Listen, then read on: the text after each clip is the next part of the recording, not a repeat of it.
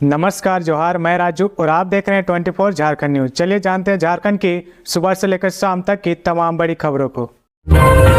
आदिवासी नेता सुभाष मुंडा की हत्या के विरोध में रांची बंद, सड़क पर उतरे लोग। हटिया विधानसभा क्षेत्र से मार्क्सवादी कम्युनिस्ट पार्टी माकपा के टिकट पर वर्ष 2019 में चुनाव लड़ चुके सुभाष मुंडा की उनके ऑफिस में घुसकर हत्या कर दी गई। सुभाष मुंडा की हत्या के विरोध में बृहस्पतिवार को रांची बंद बुलाया गया। सुबह से ही बंद का असर दिखने लगा। आदिवासी संगठनों ने सुभाष मुंडा के शव के साथ रोड को जाम कर दिया। बंद का सबसे ज्यादा असर हटिया विधानसभा क्षेत्र के नगड़ी इलाके में देखा जा रहा। सुभाष मुंडा के समर्थकों और आदिवासी संगठनों ने सड़क पर टायर जलाकर रोड ब्लॉक कर दिया। वाहनों के आवागमन को पूरी तरह से ठप कर दिया। वाहनों की लंबी लंबी कतारें लग गई। रांची बंद में महिला और बच्चे की भागीदारी देखी गई। जहां तहां महिलाएं सड़क पर बैठ गई और सड़क मार्ग पर गाड़ियों का आना जाना बंद कर दिया। इसकी वजह से दूर दराज से आने वाले लोगों को काफी परेशानियों का सामना करना पड़ा। आदिवासी संगठन के लोग रांची में अल्बर्ट इक्का चौक पर भी प्रदर्शन की तैयारी कर रहे। आदिवासी संगठनों की मांग है कि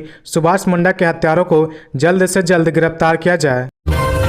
झारखंड निकाय चुनाव इस साल भी संभव नहीं, ट्रिपल टेस्ट के लिए आयोग गठन का इंतजार। झारखंड में नगर निकाय चुनाव लंबा खिंचता चला जा रहा।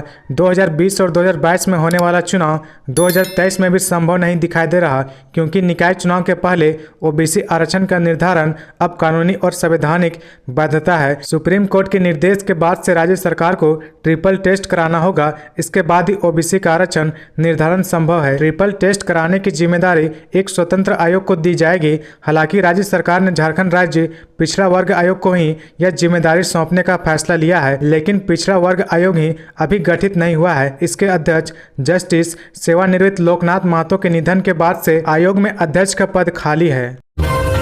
अब राजभवन को हिंदी में ही भेजा जाएगा मूल विधेयक। झारखंड विधानसभा स्पीकर ने दिया निर्देश। स्पीकर रविंद्रनाथ महतो ने कहा कि राजभवन को अब हिंदी में ही मूल विधेयक भेजा जाएगा। उन्होंने अधिकारियों को भी विधेयक को मूल स्वरूप यानी हिंदी में भेजने का निर्देश दिया है। स्पीकर ने कहा कि उच्च अधिकारियों के साथ बैठक में राजभवन से त्रुटि के कारण विधेयकों के लौटने पर विशेष चर्चा हुई है। हिंदी से अंग्रेजी में कुछ गलतियां हो रही है, इसके बाद वापस किया जाता है। विधानसभा के पटल में मुख्य विधेयक हिंदी के स्वरूप में आते हैं, इसी रूप में पारित भी होते हैं। ऐसे में मूल विधेयक उसी रूप में राजभवन को भेजा जाएगा। इसका अंग्रेजी अनुवाद करना है तो राजभवन या सरकार अपने स्तर पर करा ले। सत्र में उपलब्ध कराए जाने वाले विधेयकों की लिपीय त्रुटि, हिंदी अंग्रेजी अनुवाद आदि विषयों को संबंधित विभागों द्वारा ध्यानपूर्वक जांचने का निर्देश भी दिया है। स्पीकर श्री महतो ने बुधवार को सत्र के सुचारू संचालन को लेकर अधिकारियों के साथ बैठक की। झारखंड में बदलेगा मौसम का मिजाज, 28 से 30 जुलाई तक होगी बारिश, येलो अलर्ट जारी।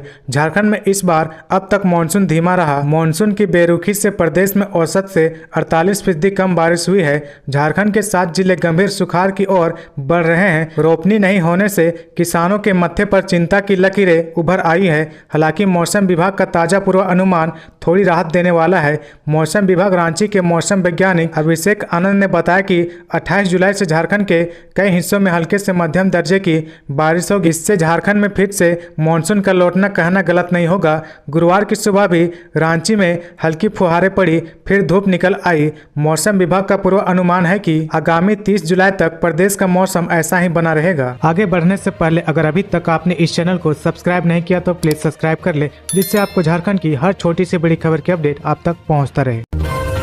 वरीय प्रारंभिक शिक्षकों को बैक डेट से प्रोन्नति देने का रास्ता साफ, झारखंड हाईकोर्ट ने दिया आदेश। राज्य के प्राथमिक व मध्य विद्यालयों में कार्यरत वरीय प्रारंभिक शिक्षकों को भूत लक्षी प्रभाव बैक डेट से विभिन्न ग्रेड में प्रोन्नति देने का रास्ता साफ हो गया है। झारखंड हाईकोर्ट के जस्टिस डॉक्टर SN पाठक की अदालत ने वरीय शिक्षकों को भूत लक्षी प्रभाव से प्रोन्नति देने के खिलाफ दायर याचिका को सुनवाई के बाद खारिज कर दिया। अदालत ने कहा कि राज्य सरकार द्वारा वर्ष 2019 में जारी लक्ष्य प्रभाव से प्रोन्नति देने का आदेश बिल्कुल सही है। स्कूली शिक्षा व साक्षरता विभाग को अदालत ने आदेश दिया कि अर्हता पूरा करने वाले शिक्षकों को ग्रेड 4 से लेकर ग्रेड 7 तक के सभी ग्रेड में शीघ्र प्रोन्नति देने की कार्रवाई प्रारंभ करे। साथ ही अदालत ने पूर्व में प्रोन्नति देने पर लगाए गए रोक को हटा लिया है। इससे पूर्व प्रार्थी की ओर से अदालत को बताया गया कि उनकी नियुक्ति वर्ष 2016 में शिक्षक के पद पर ग्रेड 4 में हुई है। शिक्षक राज्य सरकार द्वारा जारी भूत लक्षी प्रभाव से प्रोन्नति देने संबंधी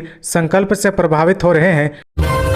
झरिया के पूर्व विधायक संजीव सिंह की इच्छा मृत्यु मामले में फिर हुई सुनवाई। अदालत ने कही ये बात। झरिया के पूर्व भाजपा विधायक संजीव सिंह द्वारा मांगी गई इच्छा मृत्यु व मौत के बाद अंग दान करने के मामले में बुधवार को एमपी एमएलए न्यायालय के विशेष न्यायाधीश अखिलेश कुमार की अदालत में फिर सुनवाई हुई। संजीव सिंह के अधिवक्ता मोहम्मद जावेद ने कहा कि बेहतर इलाज उनका संवैधानिक अधिकार था, लेकिन उन्हें बेहतर इलाज की सुविधा नहीं दी जा रही है। गरिमा के साथ जीने नहीं दे रहे तो उन्हें इच्छा मृत्यु दे दी जाए। वहीं अभियोजन पक्ष की ओर से अपर लोक अभियोजक अवधेश कुमार ने कहा कि सीआरपीसी में ऐसा कोई प्रावधान नहीं है, इसलिए इस आवेदन को खारिज कर दिया जाए। अदालत दोनों पक्षों की दलीलें सुनने के बाद आदेश पारित करने की बात कही है।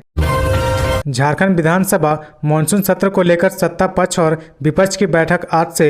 विधानसभा का मानसून सत्र 28 जुलाई से आहूत है। सत्र को लेकर तैयारी पूरी कर ली गई है।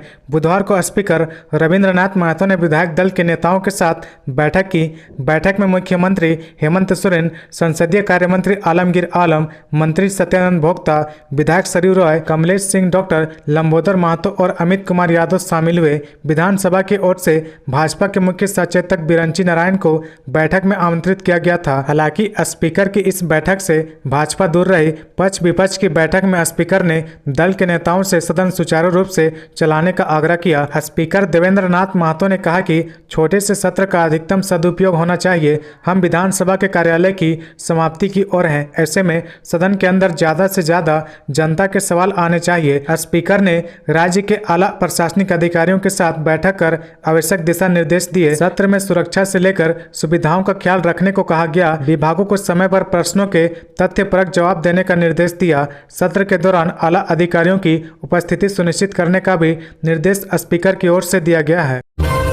बिना वेतन 7 साल से बच्चों को पढ़ा रही दिव्यांग पारा शिक्षक सुमित्रा सिस्टम को रहम नहीं। हजारीबाग की दिव्यांग आदिवासी पारा शिक्षक सुमित्रा को देखकर आपके मन में भी यह सवाल उठ रहा कि हमारा सिस्टम कैसे काम कर रहा। उसका 7 साल से मानदेय रोक दिया गया है, पर वह रोज की तरह पढ़ाने आती है, इस उम्मीद के साथ कि एक दिन उसकी बात सुनी जाएगी। जिले के कटकम सांडी प्रखंड के 9 प्राथमिक विद्यालय तोरार की आदिवासी दिव्यांग महिला पारा शिक्षिका मानदेय के लिए 7 वर्षों से मानदेय नहीं मिला है। इसके लिए वह लगातार गुहार लगा रहे। इसे लेकर सांसद भी कई बार पत्र लिख चुके हैं। बावजूद इसके इस आदिवासी दिव्यांग महिला को मानदेय नहीं मिला। बताया जाता है कि दोनों पैरों से लाचार आदिवासी महिला सुमित्रा कुमारी का चयन 4 नवंबर 2004 में बतौर पारा शिक्षिका एनपीएस तोरार में हुआ। उस समय वह मैट्रिक पास थी और इस योग्यता के आधार पर ही चयन हुआ। बाद में उसे योग्यता बढ़ाने को कहा गया। सुमित्रा कुमारी ने हिंदी विद्यापीठ देवघर से साहित्य भूषण की परीक्षा द्वितीय श्रेणी से पास कर ली है। रांची हरमू फ्लाईओवर योजना से रूबरू हुए राज्यपाल सीपी राधाकृष्णन, दिए कई सुझाव। राज्यपाल सीपी राधाकृष्णन ने बुधवार को प्रस्तावित हरमू फ्लाईओवर के बारे में जानकारी ली। उन्होंने पथ विभाग के अधिकारियों के साथ बैठक की। इस क्रम में अधिकारियों से उन्होंने परियोजना की रूपरेखा और प्रगति की जानकारी ली। फ्लाईओवर का निर्माण जज कॉलोनी के पास से कराया जाएगा, जो आगे शाहजहां चौक के पास तक जाएगा। इसका डीपीआर तैयार कर लिया गया है। राज्यपाल ने प्रस्तावित योजना को देखते हुए कई सुझाव दिए। उनके सारे सुझावों को योजना में शामिल किया जाएगा। राज्यपाल ने योजना पर अपनी सहमति भी जताई। मौके पर राज्यपाल के प्रधान सचिव डॉक्टर नितिन कुलकर्णी, पथ निर्माण सचिव सुनील कुमार सहित अन्य मौजूद थे। इस परियोजना की संशोधित लागत करीब 430 करोड़ की है। इसे भू अर्जन से लेकर पाइपलाइन व बिजली शिफ्टिंग सहित अन्य शामिल है। करीब 3 किलोमीटर लंबा फ्लाईओवर बनना है। इस परियोजना को तकनीकी स्वीकृति मिल गई है। गैंगस्टर प्रिंस खान ने अपने शूटर अफजल के खाते में भेजे थे 7 लाख रुपए। पुलिस की पूछताछ जारी। धनबाद का चर्चित गैंगस्टर प्रिंस खान का शूटर अफजल अंसारी को पलामू जिले से मनातू थाना क्षेत्र के रहिया गांव से एटीएस एंटी टेररिस्ट स्क्वाड व गोविंदपुर पुलिस की टीम ने संयुक्त रूप से छापेमारी कर गिरफ्तार किया है। गोविंदपुर पुलिस मंगलवार को उसे धनबाद लेकर आई। थाना में पूछताछ के बाद मंडल कारा भेज दिया गया। जेल जाने से पूर्व अफजल अंसारी ने कई घटनाओं में अपनी संलिप्तता स्वीकार की है। पुलिस को पता चला कि हाल के दिनों में प्रिंस खान ने अफजल के बैंक खाते में 7 लाख रुपए ट्रांसफर किया है। इधर तोपचांची पुलिस जल्द अपने थाने में दर्ज 2 कांड में अफजल को रिमांड पर लेकर पूछताछ कर सकती है। झारखंड के गिरिडीह में महिला से दरिंदगी, पहले पीटा फिर कपड़े फाड़कर पेट से बांधा। झारखंड के गिरिडीह में महिला के साथ दरिंदगी की गई। बदमाशों ने पहले तो महिला को जमकर पीटा, फिर कपड़े फाड़कर पेट से बांध दिया। पीड़ित महिला पूरी रात पेट से बंधी रही। मामला गिरिडीह के सरिया थाना क्षेत्र का है। सरिया पुलिस ने महिला को बंधन से मुक्त कराकर अस्पताल में भर्ती कराया। बताया जा रहा है कि यह पूरी वारदात बुधवार रात करीब 11 बजे की है। महिला ने पुलिस को कुछ आरोपियों के नाम बताए हैं। पुलिस उनकी तलाश में लगी है। तो ये थी आज की झारखंड की टॉप बड़ी खबरें। इसी तरह झारखंड की हर छोटी सी बड़ी खबर देखने के लिए आप हमारे चैनल 24 झारखंड न्यूज को सब्सक्राइब करके बेल आइकन प्रेस कर ले, जिससे आपको झारखंड की हर छोटी सी बड़ी खबर की अपडेट आप तक पहुंचता रहे। तो आज के लिए बस इतना ही। हमें दीजिए इजाजत, फिर मिलते हैं नेक्स्ट न्यूज में।